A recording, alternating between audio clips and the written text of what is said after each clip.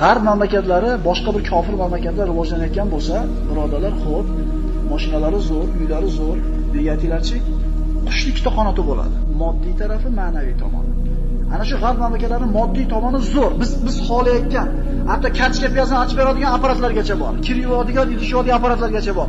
Yetishib ketgan, aytamiz 150 dan yeta olmaymiz ularga deymiz. Shundaymi? Ma'naviy tomoni qaranglarchi, xotirjammi shular? Agar faqat pul bilan bo'lsa, shular xotirjam yashash kerakmidi?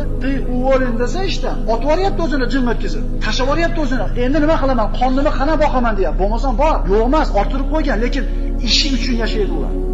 Qalbi xotirjammi? Ko'ryapmiz birodarlar.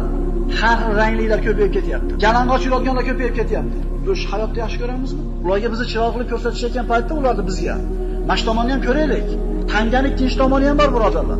Chiroyli asboblari, chiroyli mashina, chiroyli konditsioner ko'rsatgan orqa tomonni ko'rsatib qo'ysin.